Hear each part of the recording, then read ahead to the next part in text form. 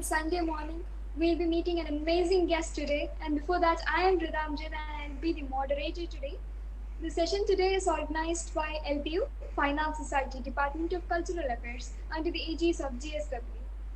So, speaking about the guest today is an artist who has risen up from the grassroots and been a banyan now to a lot of million students who are wanting to find a path, wanting to establish themselves. And ladies and gentlemen, today we have an amazing personality with us, Mr. Bhanu Duhan. Sir, welcome, sir. Namaste. नमस्ते। नमस्ते।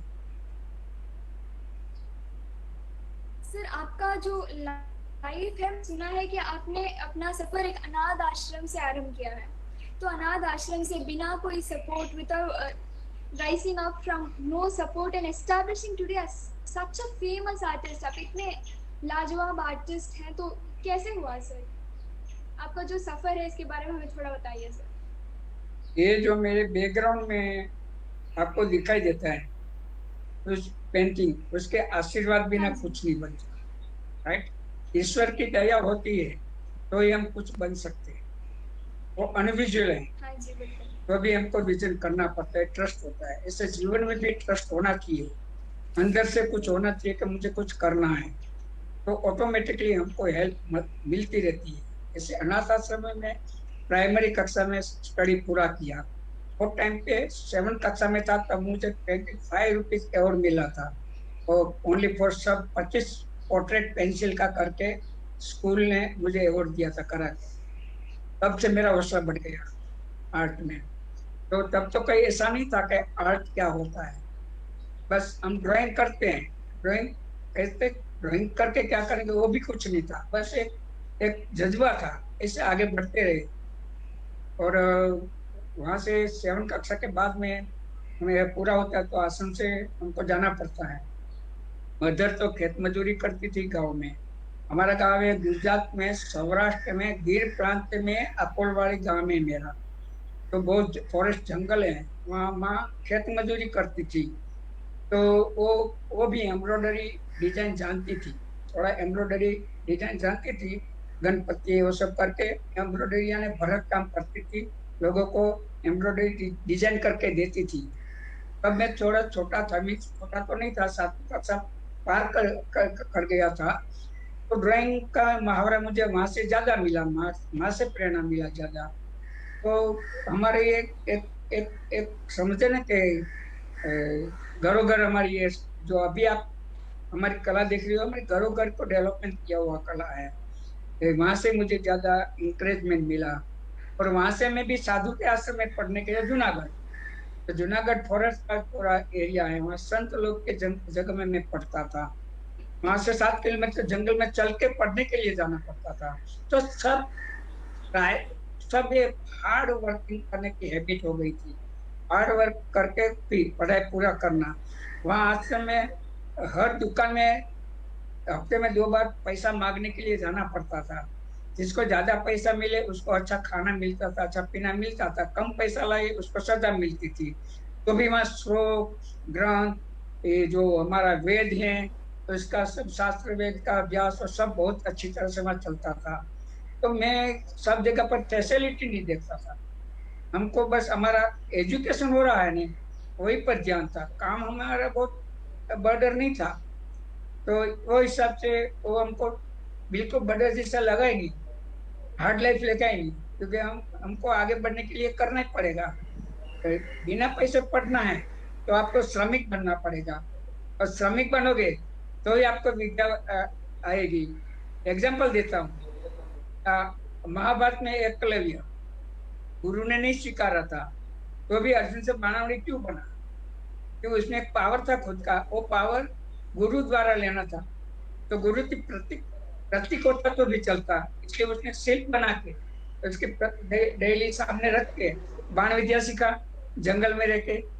तो ये जिसको जज्बा है कि पढ़ना ही है, पढ़कर ही कुछ करना है, तो उसको पढ़ाई का ऑटोमेटिक काहे न काहे हमको सहाय समाज से, धर्म से, गुरुओं से मिल जाती है। तो हिसाब से मैं आगे बढ़ा। समय आया मेरे कॉलेज सिलेक्ट करने का कि मैं कौन स्टडी सब्जेक्ट 5 साल हो, तो मेरा साइंस भी अच्छा था, मैं साइंस में वीक नहीं था, पर आर्ट में पहले से ही एक बॉन्ड बॉन्ड बॉन्ड जैसा था। तो मेरा संत था, बोला तू फाइनेंस ही कर। संत को फाइनेंस का नॉलेज था, हमारे टीचर को क्यों नॉलेज नहीं था, वो मुझे प्रश्न हुआ। हाई स्कूल में मुझे कोई नहीं बोला कि तू फाइनेंस में जा। वो तो ऐसे कहते तू मैथ में अच्छा नहीं रहेगा फेल हो जाएगा, साइंस में अच्छा नहीं होगा जीवन में अच्छा नहीं बनेगा। तो संत को ऐसा था कि फाइनेंस में जीवन बनेगा। वो मुझे बहुत ताजुब लगा। मैं बोला ये संत वाणी सही है। तो मैंने उसका एक सेवक था बोहरा, उसकी पहचान कराया और मुझे बोहरा उसने भेज दिया खुद के खर्चे पर, माँ को बताने के लिए खाली में आया। बड़ा फाइनेंस में दाखिल होने के लिए तो इंग्लिश चाहिए। मेरा इंग्लिश गांव के पद्धति से वीक था, बोलने की हैबिट नहीं थी, लिखने की इतनी हैबिट नहीं थी, और यहाँ का पूरा मीडियम इंग्लिश। एडमिशन का बहुत इंटरेस्टिंग बात है, जब मैं फॉर्म भरने गया, फॉर्म दिया तो पूरा इंग्लिश में, और मैं फॉर्म लेके बाहर आया तो एक टीचर जैसा जब्बा पहन के बड़ा हाइट बॉडी वाला इंसान खड़ा था।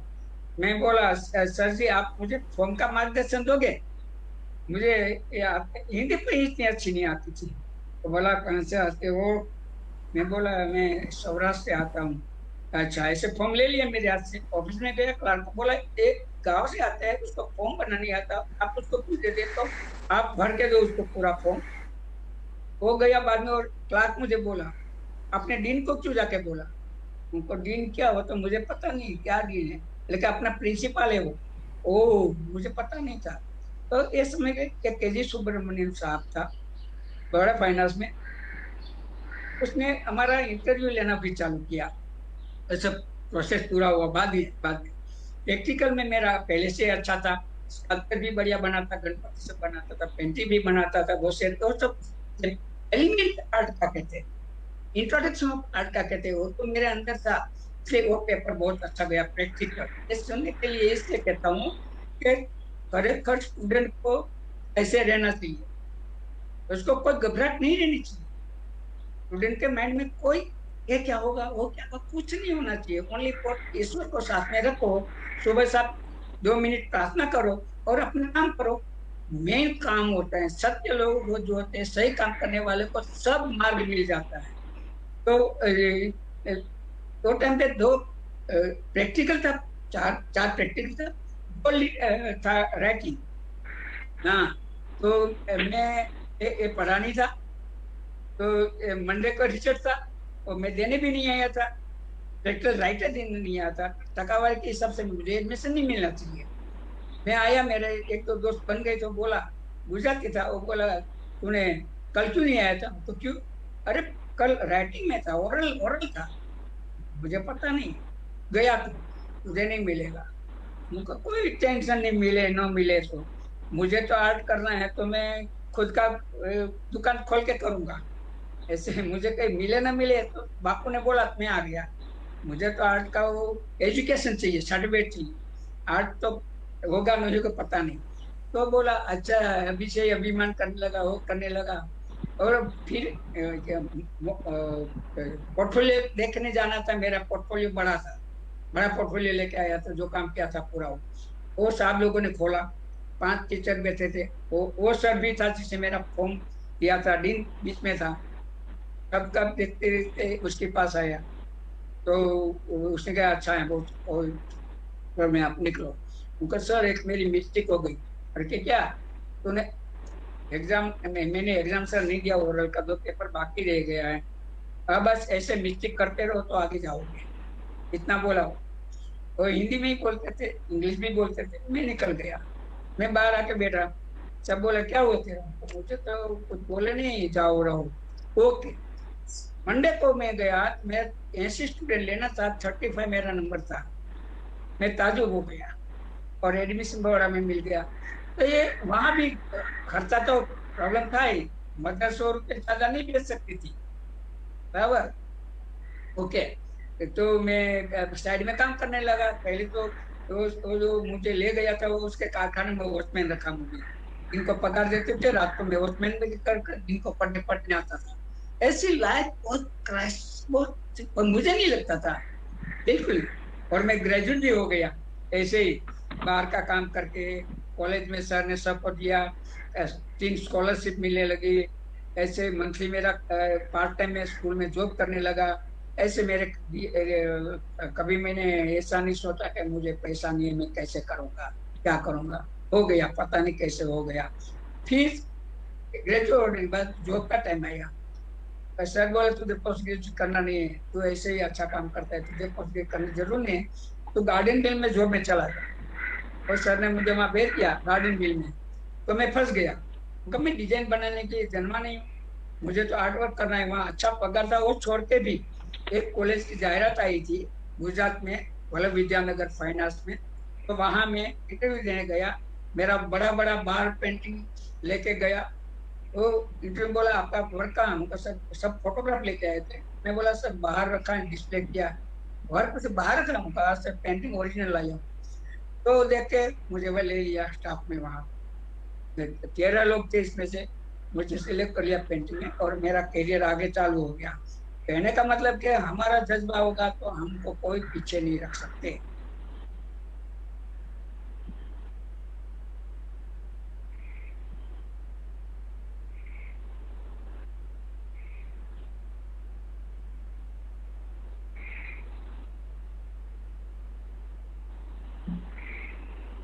हाँ सर, बिल्कुल सही कहा आपने कि खुद का जज्बा होता है जो हमें चालू रखता है। The way you will to, से इंग्लिश में कहावत है, where there is a will there is a way. और इसका बिल्कुल सही उदाहरण हो आपकी। आप you have lived an example for all our students. Sir, तो आप अपने आर्ट स्टाइल के बारे में, आप अपना जो आर्ट है, आर्ट वर्क कहाँ से इंस्पिरेशन मिलता है, तो आप अपना आर्ट वर्क के बारे में हमें बताइए। हाँ, ये मेरा करियर अब स्टार्ट हुआ, जो मैंने कहा कॉलेज से। कॉलेज में मैंने क्यों पसंद किया, वहां जहाँ जॉब मिला था वो 1800 रुपये उस टाइम पे था, 77 में। 1800 रुपये यानी आज लाख से ज्यादा होता है। वो टाइम पे वो छोड़ के, कॉलेज आराम से छोड़ के मैं कॉलेज में गया। तो कॉलेज में तो 400, गवर्नमेंट के हिसाब से बेसिकली 400 रुपया से ज्यादा नहीं मिलता था। मैं बोला ठीक है, अच्छा है, लोकेशन अच्छा है, वातावरण अच्छा है, कॉलेज में स्टूडेंट को कुछ कराएंगे और मैं भी कुछ करूंगा, मुझे भी स्कोप मिलेगा, वैकेशन का चांस मिलेगा। और सोच के मैंने ले लिया, शांति भी मिलेगी और हमारा शायद परिवार हो जाए। तो उसको पढ़ाई के लिए ये जगह बहुत अच्छी थी। तो इसलिए वो सब सोच के मैं वहाँ सेट हो गया। साथ में मदर को भी लाया। मेरी मदर को जिंदगी में सुख नहीं देखा था, तो उसके साथ में लाया। और मैरिज भी किया, तो मेरी वाइफ वाइफ को भी मैंने वर्क कराया। वहीं कॉलेज में एडमिशन देके उसको भी फाइनेंस का ही काम कराया। ऐसे हम ग्रुप बन गए, मदर में मेरी वाइफ, और हम अच्छी तरह से काम करने लगे। तो हमारे घर में एक स्टाइल तैयार हो गया, जिसको स्टाइल लोग कहते हैं। मैं स्टाइल नहीं कहता, स्टाइल आर्टिस्ट बनाएगा नहीं। जब आर्टिस्ट बहुत सारा वर्क का शो करेगा, बहुत सारा वर्क का शो करेगा, कोई आवाज आ रहा है, कोई आवाज आ रहा है। हाँ जी सर, पता नहीं कोई डिस्टर्बेंस होगा, आप प्लीज़ हाँ बताना कोई सर। वे, हाँ चलो, बहुत बहुत ज्यादा आवाज आ रहा है इसलिए मैं कह रहा हूँ। हाँ, तो हाँ, तो ये जो सब कारवा हमारा है, वो चला तो लोगों ने उसकी स्टाइल का एक जज्बा बता दिया कि ये इंडियन इंडियन कल्चरल स्टाइल है। इंडियन का ये बहुत अच्छा ताकि इंडियन फोक आर्ट में से, माँ का वर्क में से हमने और डेवलप किया था, माँ के हिसाब से डेवलप किया था। स्टार्ट में माँ को काम बहुत कराया, माना बहुत मान भी मिलने लगा। बहुत सारा वर्क उसका इंडिया में, मेरा उसका सबका साथ में कलेक्शन होने लगा, रिस्पॉन्स मिलने लगा। जर्मनी में हमारा बहुत बड़ा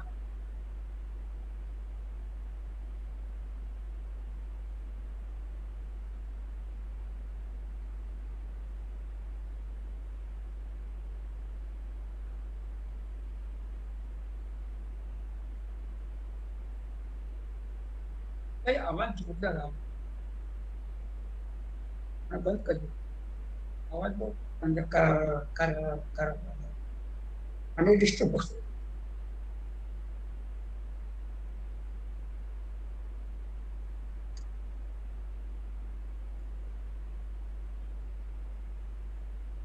4 मिनट 10 मिनट चाहिए।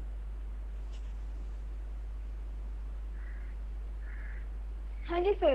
तो ये कमर्शियल तो आर्ट जो है, जो फाइन आर्ट्स है, आर्कियोलॉजी, ये सब आर्ट के साथ कहीं ना कहीं रिलेटेड है। तो स्टूडेंट तो फाइन आर्ट्स लेके पढ़ लेते हैं, बट लेकिन एज अ करियर स्टूडेंट कैसे स्टार्ट करें?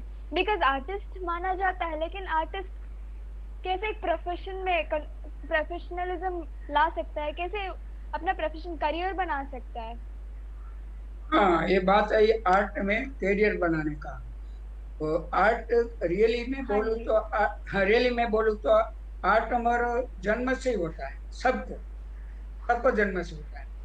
आर्ट का कोई स्पेशल वो नहीं होता कि जैसे इंजीनियर अमुक उम्र के बाद सीख सकते हैं, मेडिकल का भी आगे सीख सकते हैं, पहले जन्म से नहीं होता। तो आर्ट तो हमारे जन्म से है, हमारे साथ ही है।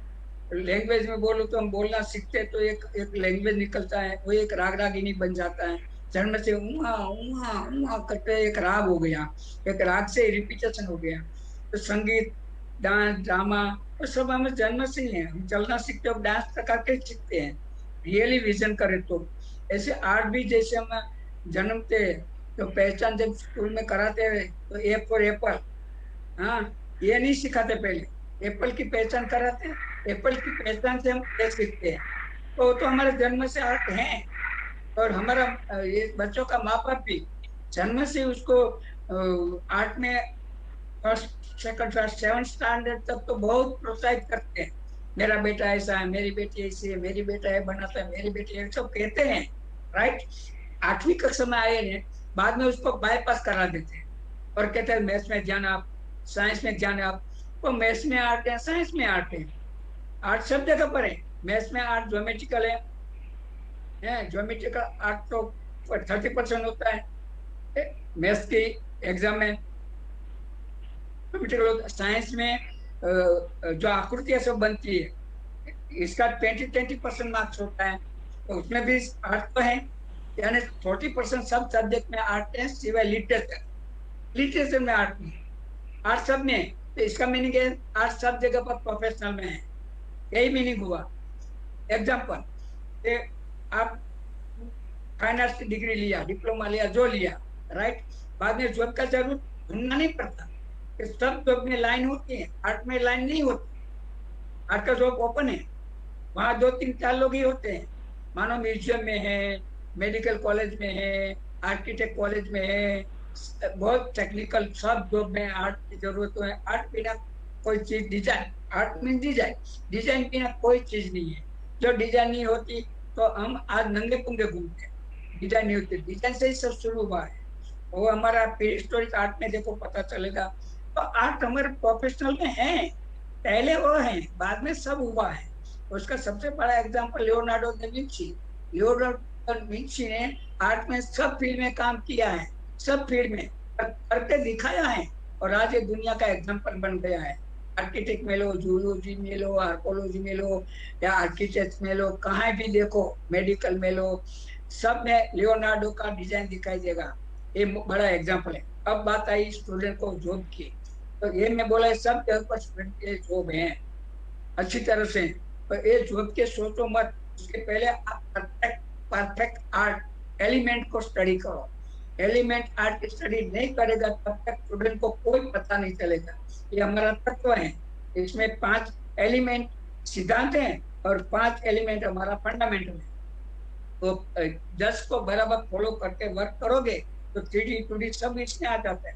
तो कंप्यूटर में 3 पार्ट आर्ट का है, 2 पार्ट खाली वो दूसरा डेटा का है, सब डेटा आर्ट का है ज्यादा से ज्यादा। एनिमेशन सब, अभी जो कोई आधार है, अब वीडियो हमारा हो रहा है वो आर्ट बिना नहीं हो रहा है। इसमें भी म्यूजिक चाहिए, इसमें भी लाइव चाहिए, इसमें भी ड्राइंग चाहिए, सब तो है, ओपन है। ढूंढना खाली स्टूडेंट बाहर निकल के। हाँ, एक दूसरी बात बड़ी है, मैं कहता हूँ, मैं 28 साल कॉलेज में रहा हूँ, तो मैंने स्टडी कराते कराते साथ में स्टूडेंट को क्या मिलना चाहिए। और आजकल तो कितना ओपन है, छोटे छोटे यूनिवर्सिटी आ गई है, कितना इजी हो गया है। गूगल भाई में ढूंढो, एक शब्द का आपको नॉलेज मिलना है, गूगल भाई में नाम डालो तो गूगल भाई खुद कितनी सारी चीज आपको दिखाएगा। वो मेहनत करना पड़ता है, ढूंढना पड़ता है। आज घर बैठे बैठे हम इंटरव्यू होता है, और जब मैं स्टार्ट में आर्ट में इंटरव्यू के लिए हवा निकालते तो भी इंटरव्यू नहीं होता था और बहुत सारा पब्लिसिटी नहीं होता था। सब इजी हो गए वो आर्ट की वजह से ही है। देखो तो बेस में आर्ट है और सब स्टूडेंट को ये रखना चाहिए माइंड में, आर्ट मेन चीज है, बाद में सब कुछ है। उसमें पावर खुद को होना चाहिए, खुद को आगे आने का पावर होना चाहिए, खुद को डेवलप। हाँ, कॉपी करो तो बात अलग है, कॉपी वर्क को कोई रिस्पॉन्स नहीं है। बाकी खुद ओन क्रिएशन है, या खुद का टेबल बनाओ, या खुद का कुर्सी बनाओ, या खुद का हाउस डिजाइन बनाओ, या खुद का इंटीरियर डिजाइन बनाओ, या फैशन। मेरे इंस्टीट्यूट में सुनो ने 1999 में मैं फर्स्ट इंस्टीट्यूट ने शुरू किया, उसका यूएई नाम है। 2 साल चलाया, फिर मुझे बॉम्बे आना पड़ा, लंदन जाना पड़ा, तो इंस्टीट्यूट मेरी बेटी को दे दिया। अभी इंस्टीट्यूट में 450 स्टूडेंट स्टडी करते हैं और एक कोर्स हमारा ही बनाया हूँ, हमने किसी का उठा के नहीं बनाया, कोर्स पूरा हमारा है। हमारी पद्धति बॉम्बे में आकर मैंने स्टार्ट किया DIG नाम के, तो वहाँ भी हमारा स्टूडेंट अभी बंद हो गया मानो कोरोना का, तो अभी मैं ऑनलाइन पे सब कुछ स्टडी कराता हूँ। 2 दिन में छुट्टी रखता हूँ, सैटरडे संडे, बाकी 5 दिन में मेरे साथ जो मेरा साथ सहयोगी हो। हेलो हेलो, बोलो पूछिए। हाँ सर, जैसे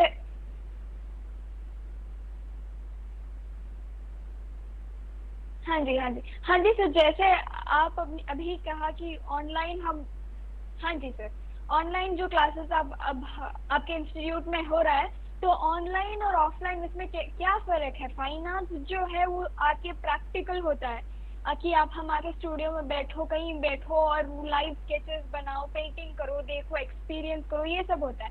तो ऑनलाइन में ये सब फुलफिल हो जाता है? कैसे होता है ऑनलाइन? हाँ, ये बताओ, ये मेन चीज है। ऑनलाइन जितना बेनिफिट स्टूडेंट को है, इतना बेनिफिट लाइव में नहीं।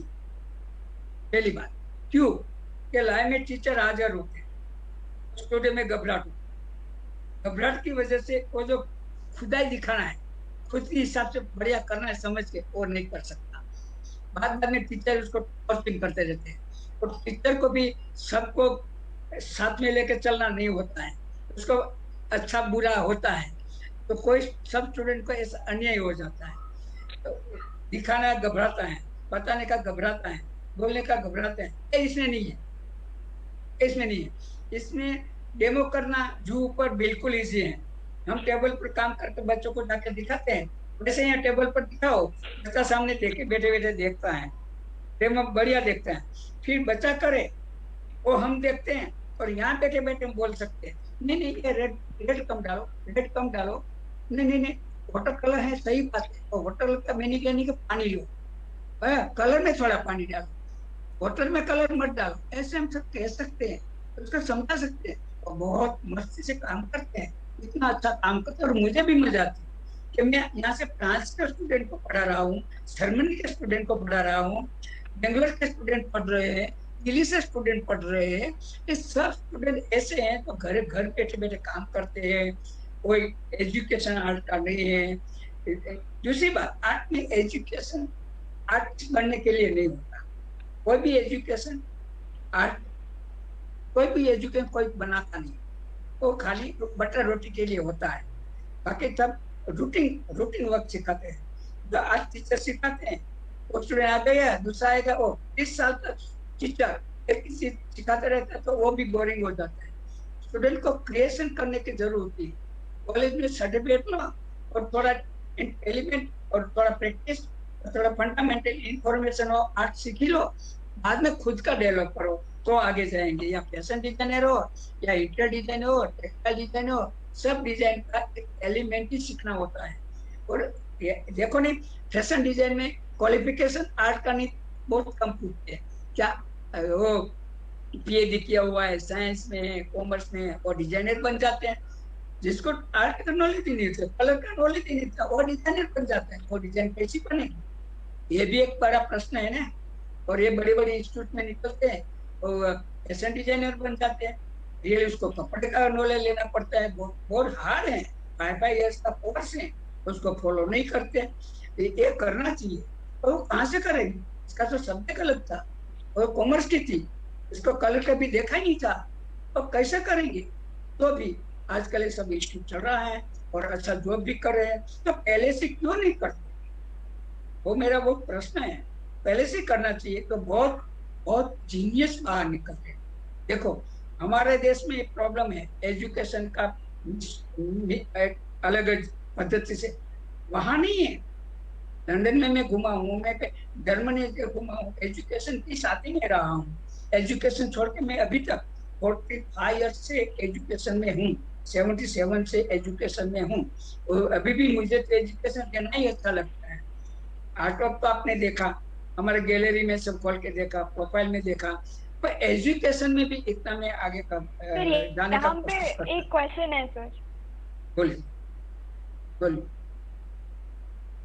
बोलिए। हाँ जी, बोलिए।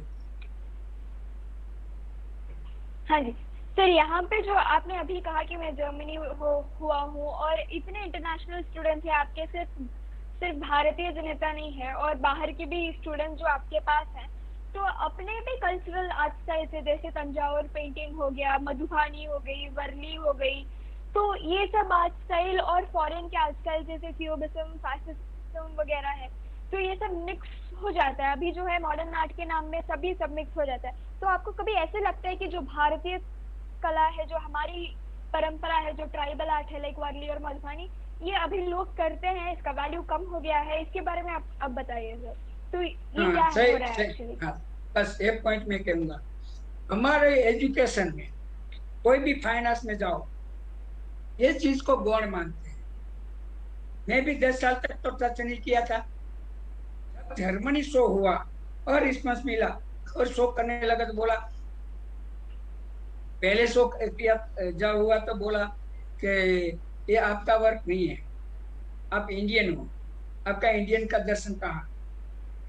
तो तब मेरे पास था, घर पे आके जो हम काम करते थे वो डरता था। एक अप्रोच होगा कि नहीं कि हमारे इंडियन है, फाइनेंस वाले कोई दूसरे लोग है, वो नहीं मानते, वो मॉडर्न आर्ट के पीछे दौड़ते। तो मॉडर्न आर्ट क्या है? मेन थिंग मॉडर्न आर्ट क्या है? मॉडर्न आर्ट एक प्रयोगशील है, आर्ट में प्रयोग है और ये एलिमेंट का प्रयोग है, और वो प्रयोग एलिमेंट का स्टडी में कराते हैं। फाइन आर्ट्स में जरूरी है, नो डाउट, एलिमेंट का स्टडी होना चाहिए, पर स्टूडेंट क्या समझते? यही आर्ट, और बाहर निकल के उसको आगे बढ़ाते हैं, उसको आगे लेते हैं। इसलिए इंडियन आर्ट का दर्शन नहीं होता। हमारे यहाँ अजंता है, अजंता जैसी कोई दुनिया में कला नहीं, बराबर। अभी तक मैंने कोई अजंता का फिगर को डेवलप करके अलग ढंग से करके नहीं किया है। मैंने 35 मीटर लॉन्ग अजंता का डिजिटल पेंटिंग किया है 5-6 साल तक। और ये जो हमारा कला है, हमारा स्क्रॉल है, पूरा इंडिया को प्रेजेंट करता है। पूरी सब 18 स्क्रॉल बनाया, 4 स्क्रॉल मेरे पास है। मैं जब बनाना शुरू किया तो मुझे पागल कहते थे, 1 मीटर का पेंटिंग नहीं जाता है, मीटरों कहाँ से जाएगा? वो प्रश्न मेरा नहीं था, वो प्रश्न सामने वाले को, देखने वाले का। हमको तो आर्टिस्ट है, क्रिएशन करके प्रेजेंट करते हैं, वो समझ में नहीं आती, तब स्टूडेंट कंफ्यूज रहते हैं। स्टूडेंट को कॉलेज में से कंफ्यूजन हो जाता है, क्या करना क्या नहीं, बैकग्राउंड कैसे करना क्या। अरे आपके पास तो धरोहर है इंडिया की, बाहर के पास तो ऐसा नहीं है। हमारा इंडिया तो पहले से ही क्रिएटर है। ये मुगल कला क्या है, राजपूत कला, सब क्रिएशन है, नॉट कॉपीराइट। वेस्टर्न में मॉडल बिठा के काम किया है, मॉडल को कॉपी किया है, मॉडल को कंपोजिशन प्रेजेंट किया है, सैटेलाइट रियलिटी फोटोग्राफी जैसा काम करना शुरू किया है। हमारे यहाँ पहले से क्रिएशन है। अजंता लो, इरोड़ लो, मुगल आर्ट लो, कला लो, आप जो अभी लोक कला बोली वो लो, कुछ भी लो, और सब कौन क्रिएशन है। हम इसको क्रिएशन नहीं मानते। हमारे लोग को वो जो बाहर से जो वेस्टर्न आर्ट आया, मॉडर्न आर्ट, वेस्टर्न कॉन्टेम्परेरी है, उसको क्रिएशन मानते हैं। गड़बड़ कर दो, कंफ्यूजन पैदा कर दो और मॉडर्न आर्ट हो गया। एक कंफ्यूजन पैदा करके जब शो करोगे तो लेने वाला कंफ्यूज हो जाएगा। लेने वालों को क्या चाहिए? उसका दर्शन चाहिए अंदर खुद का। तो लेते हैं खुद का दर्शन चाहते हैं, और आर्टिस्ट क्या करते हैं? खुद का दर्शन कराते हैं। आपका दर्शन उसको नहीं चाहिए। आर्टिस्ट को जो गैलरी में सक्सेस होना है, सेलिंग में सक्सेस होना है तो आपका भी रखो, उसका भी रखो। 50% हमारा, 50% देखने वाले का, देने वाले का। बहुत सारे आर्टिस्ट कहते हैं हम दिल से बनाते, मेहनत करके बनाते, रात दिन जाग के बनाते, इतना खर्चा करके बनाते, सिर्फ सेलिंग नहीं होता। तो सेलिंग सोच के करोगे वो कभी होता नहीं। सेलिंग करके सोचोगे वो कभी नहीं होता है। आर्ट बन के सोचोगे तो होता है। आपकी कला आपकी पद्धति से करो, रियली सेल होगा। दूसरा, सब्जेक्ट आपको बाहर के लेना पड़ेगा और फंडामेंटल एलिमेंट अपना डालो। सब्जेक्ट इसलिए बाहर के, लोगों को सब्जेक्ट के साथ मतलब है। लेमैन आर्ट में है, उसको कोई मतलब नहीं है आर्ट के साथ, उसको मतलब है सब्जेक्ट के साथ। किसी को अच्छा काव लगता है, किसी को अच्छा फ्लावर लगता है, किसी को अच्छा लैंडस्केप लगता है, किसी को अच्छा वाटर, किसी को संसार लगता है, जो अच्छा लगता है उसको अंदर डालो आपके सोच में, आपके कलर में, और शो करो। तो जब देखने आएगा तो उसका खुद का इमेज उसको दिखाई देगा, उसका जीवन का प्रतिबिंब दिखाई देगा, उसकी लागणी दिखाई देगा। लेने वाले को दिल होता है, आर्टिस्ट को ही दिल है ऐसा नहीं है, लेने वालों को भी दिल होता है, उसको भी दिल से ही है। आर्ट खुशी खुशी के लिए, एंजॉय के लिए होता है। तो मेरा कहने का मॉडर्न का विरोध नहीं है मेरा, एजुकेशन तक बराबर है, तो एलिमेंट है। पिकासो ने एलिमेंट ही दिखाया है, पिकासो ने प्रोसेस ही दिखाया है, वान गॉग ने एलिमेंट ही दिखाया है, कलर ही दिखाया है, प्रकाश ही दिखाया है। वो लेके आपकी पद्धति से काम करो, वो गलत नहीं थे। अभी हमको वो उसको फॉलो करे ना, वो गलत है। किसी का थाली का खाया हुआ आधा आपको खिलाने देंगे तो आप खाओगे? नहीं खाओगे। तो वो जो वेस्टर्न से हमारा आया है एजुकेशन में, तो एजुकेशन लेने के बाद सर्टिफिकेट ले, अपने हिसाब से काम करो। ये मेरा सोच है, मैं किसी को ठोक के नहीं कह सकते करो। पर मैं जो अभी 5 साल से ग्रुप शो चला रहा हूँ, ग्रुप शो में जो स्टूडेंट वर्क है सब सब अनक्वालिफाइड है, सब अनक्वालिफाइड। तो उसको मैं लेता हूँ, क्यों? कि उसको कोई गैलरी वाला गैलरी नहीं देते। वो बोलते हैं आपका काम बराबर नहीं है। वो कौन सी हिसाब से बोलते हैं? उसको मार्केट मिलना चाहिए, उसको मॉडर्न आर्ट चाहिए, उसको क्रिएशन जज मानता वो चाहिए। ये बच्चा है, लोग खुद का बनाते हैं, तो खुद की अच्छी कला है, उसको नहीं मिलता, वो सोच के मैंने चालू किया। तो अलग अलग एक्टिविटीज करता रहता हूँ कला के लिए, किसी को अच्छा लगे किसी को बुरा लगे, वो किसी को नहीं, आर्टिस्ट को तो सोचना ही नहीं चाहिए। क्योंकि आर्ट में कोई आजकल आर्ट में कोई बॉर्डर नहीं रहा, क्या सही क्या गलत। हमारा एक नसील बेन था हमारे टाइम पे, लाइन लाइन खाली लाइन ड्राइंग में उसको पीएचडी किया, लाइन ड्राइंग में उसको बहुत अवार्ड मिला, खाली पेंसिल लाइन मिला। तो ये तो अच्छी बात है, इसी हो गया। हमको रानी का फेस तो नहीं बनाना पड़ा है, हमको किसी का फेस तो नहीं बनाना पड़ा। हमारे दिल में जो है वो कलर सब धीरे धीरे से प्रेजेंट करके, कलर सबको अच्छा लगता है, लाइन ड्राइंग सबको अच्छा लगता है। अब गड़बड़ कर दे, कंफ्यूजन पैदा कर दे, वो लोगों को कम फायदा चालू होगा। मुझे तो सब अच्छा लगता है। जो एब्स्ट्रैक्ट करते हैं उसमें भी कलर बहुत बढ़िया होता है, बहुत अच्छी चीज है। एब्स्ट्रैक्ट जैसी चीज ही नहीं है। एब्स्ट्रैक्ट तो राइटरों ने कहा, चित्रकारों ने एब्स्ट्रैक्ट बना के नहीं है। पहली बात है एब्स्ट्रैक्ट की शुरुआत पॉल कली और दूसरा एक कैंडिस की करी, रशियन आर्टिस्ट था, और वो था कुछ अकाउंटिंग ऐसा कुछ करता था। तो जब टेबल पर बैठे बैठे पेंसिल लाइन करता था ना, अलग अलग गड़बड़ वाली पेंसिल लाइन हो गई, तो उसमें थोड़ा कलर डाला, इसमें से उसने ज्योमेट्रिकल या ऐसा आकार करके एब्स्ट्रैक्शन चालू कर दिया। और जब शो लगे, उसको पता नहीं था, जब शो लगे तब समीक्ष लोग होते हैं, क्रिटिक लोग होते हैं, उसने उसको एब्स्ट्रैक्शन बार बार दिया, तब से एब्स्ट्रैक्ट पकड़ लिया। इजी है, चलो कलर लगा देते हैं। ऐसा नहीं है, वो भी समझ के कुछ न कुछ करता था। सब एब्स्ट्रैक्ट गलत नहीं है, सब कोई आर्ट में बोला, आर्ट में कोई गलत चीज नहीं है, खाली आपको समझना है कि उसको कैसे करना है। बोलो।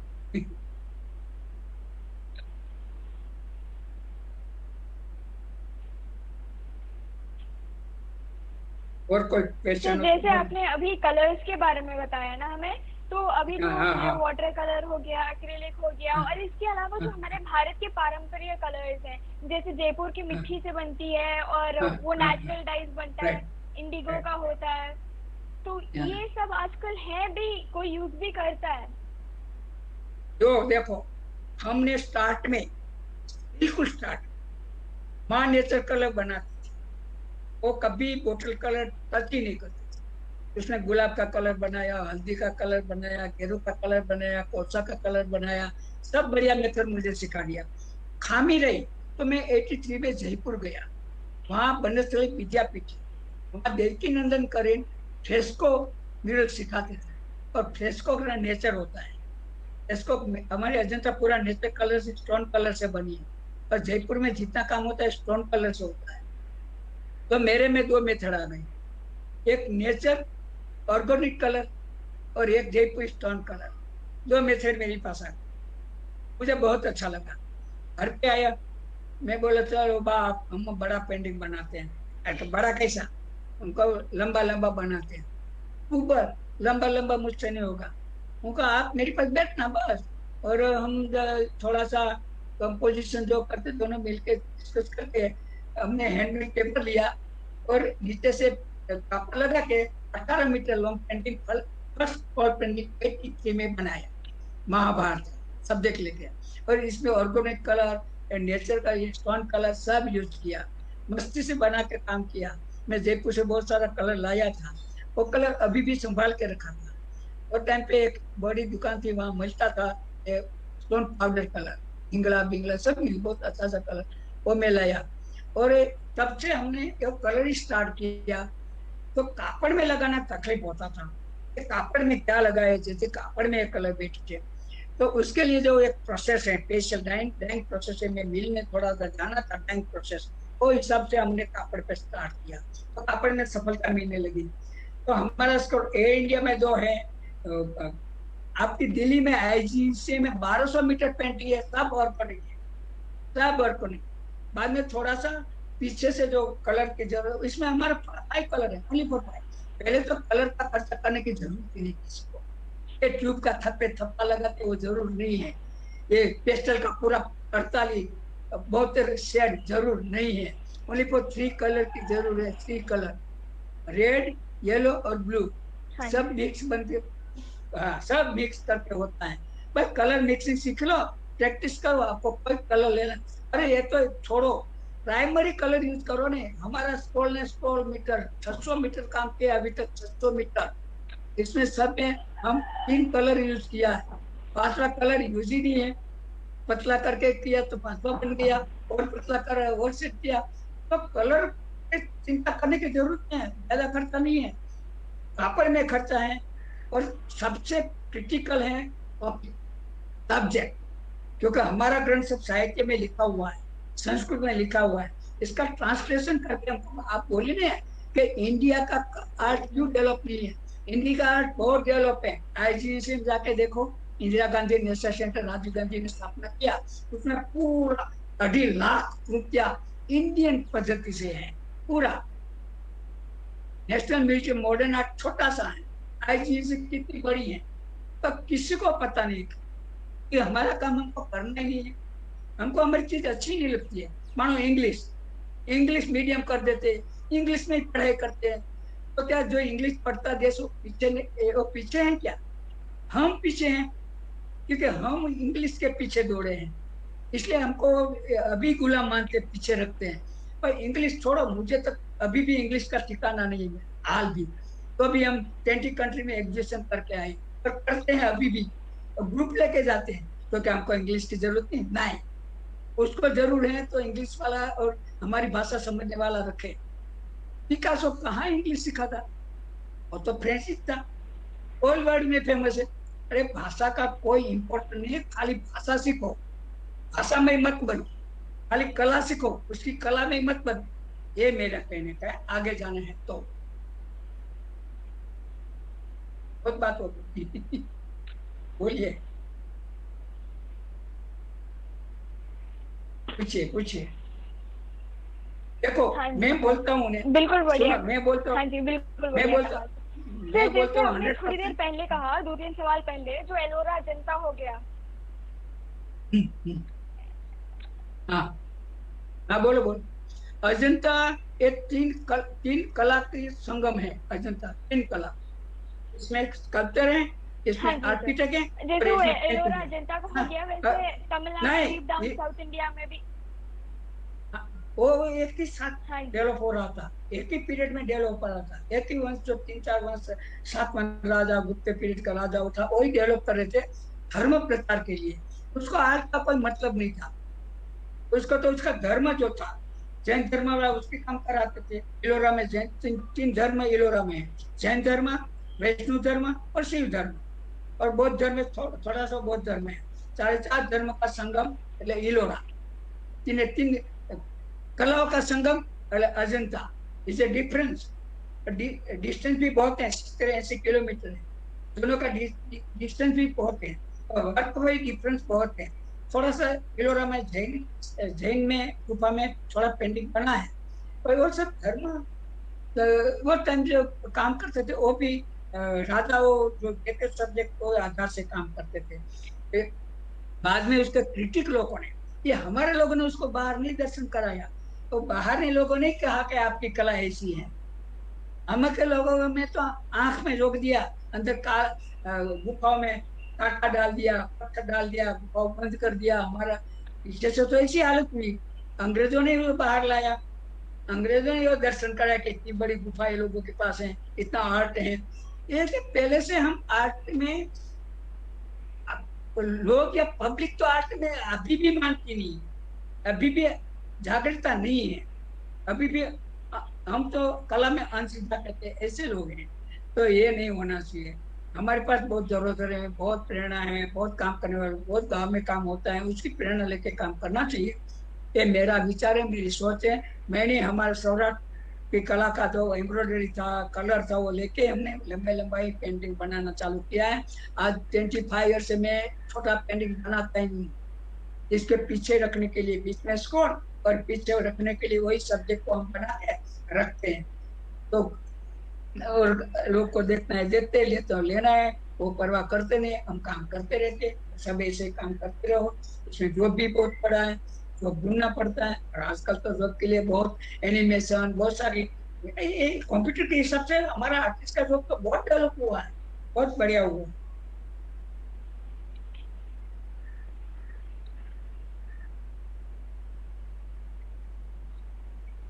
और बोलिए।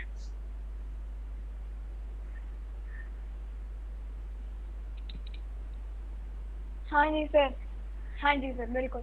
सर बहुत इंसाइटफुल सेशन रहा है। वैसे सर इतनी लंबी सफर तय की है आपने कि काफी साल आपने आर्ट सीखा है, सिखाया है, लोगों के बीच जागरूकता फैलाया है। It's the awareness you have created. अब काफी उम्र हो गई, तो इस रिटायरमेंट होने के बाद आपने फिर भी एजुकेशन फील्ड में रह के बच्चों को एजुकेट करते रहते हैं। आराम ही की भी जरूरत होती है, तो इसके बारे में बताइए, क्या ज्यादा इम्पोर्टेंट होते हैं? पहले तो आपने जो एक शब्द यूज किया रिटायर्ड, इंसान को कभी रिटायर नहीं, कभी भी रिटायर रहेंगे तो क्या करेंगे। हमारे गुजराती में कहेवत है, नवरो पड़े ए नखोद वाले, नवरो पड़े ए नखोद वाले। यानी जिसका माइंड फ्री है ने, वो हमेशा समाज को डैमेज करता है। उसके माइंड में अच्छा सोच आएगा ही नहीं। इसके माइंड में घर में बहू क्या कर रही है, बेटा क्या कर रहा है, हमारे पड़ोस में क्या हो रहा है, ऐसे कुछ नहीं कहते वो होगा। हमको ये करना नहीं। मैं तो कहता हूँ दरेक रिटायर्ड को कुछ न कुछ करना चाहिए, राइटिंग करना चाहिए, पोएम करना चाहिए, एक्टिविटीज करना चाहिए, कोई ना कोई काम समाज के लिए करना चाहिए और करता रहना चाहिए मरते दम तक। हमारा ये काम है। देखो मैं आपको बताऊं, सिंधु वैली में चार आश्रम थे। 4 आश्रम थे ना। बचपन का उसको ब्रह्मचर्य कहते थे, वृक्षाश्रम आते थे, वानप्रस्थ आते थे, हैं। और जो हम वनवास लेते हैं उसको वानप्रस्थ कहते हैं। तो वानप्रस्थ का मैंने क्या है, 85 साल हुए एकारण में आए, तो आप ये सब छोड़ दो। और जो पीढ़ी चालू हुई, हमारे बच्चे लोग चालू हुआ, उसको आप ज्ञान दो। आपका ज्ञान उसको काम लगा। उस टाइम पे एजुकेशन नहीं था, तो ऋषि मुनि बन जाते थे, जंगल में जाके आश्रम बना लेते थे और आजू बाजू के बच्चों को आश्रम में पढ़ाते थे। आजकल हम ये इंटरनेट का जमाना है, घर में बैठे बैठे ऋषि मुनि बन के जिसको पढ़ना है वो मेरे पास है। निवृत्त क्यों, वो मुझे अभी भी खल रहा है, क्योंकि हम कैसे निवृत्त बैठ सकते। हमारी धरोहर आज का हमारे बच्चे लोग पढ़कर नौकरी, हमारी पढ़ाई पहले तो एक ही है, नौकरी कैसे मिलेगा, सरकार की नौकरी कैसे मिलेगा, वो गलत है, वो ही गलत है। नौकरी के लिए पढ़ो मत, कुछ बनने के लिए पढ़ो, नौकरी सामने से आएगी।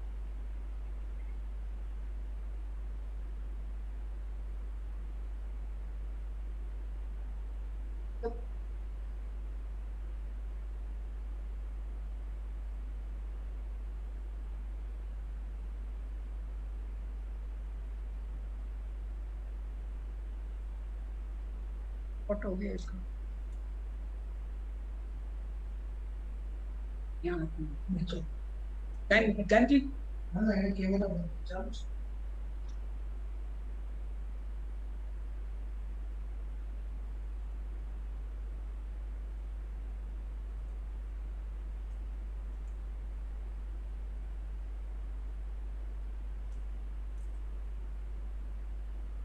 और टेक्निकल प्रॉब्लम।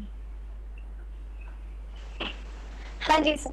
सर जैसे आपने इतना इंसाइटफुल सेशन रहा, आपने इतना कुछ बोला, अपना ज्ञान बांटा अपने स्टूडेंट्स के साथ। मैंने वैसे सुना है कि जो मीडिया आती है, कवरेज आती है, आप कहीं भी अपना इंटरव्यू देते नहीं है, लेकिन हमारे स्टूडेंट्स के लिए आपने इतना कुछ बोला, इतना कुछ सिखाया कि हमारे जवान जो है, हमारी युवा पीढ़ी है, बहुत सारा सीखे कि भारतीय पारंपरिक में भी इतना कुछ है और हम इतना कुछ कर सकते हैं आर्ट को लेके।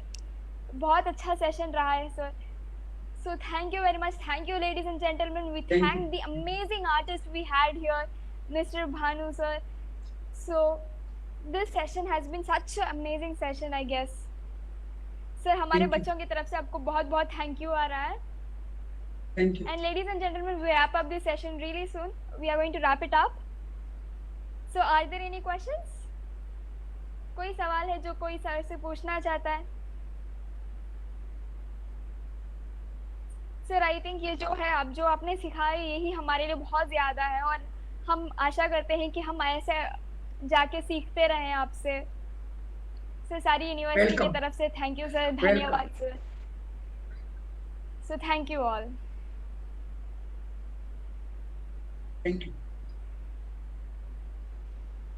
अभी भी कोई भी समय पे कुछ भी हो मुझे मैसेज दो, मैं ऐसे ही आर्ट का एंजॉय कराऊंगा, आर्ट का ही कुछ भी कुछ करता रहूंगा और कराऊंगा। हाँ जी सर, जरूर। Thank you so much sir. Sir हम भी आशा करते हैं हम आपसे सीखते रहें। Thank you all.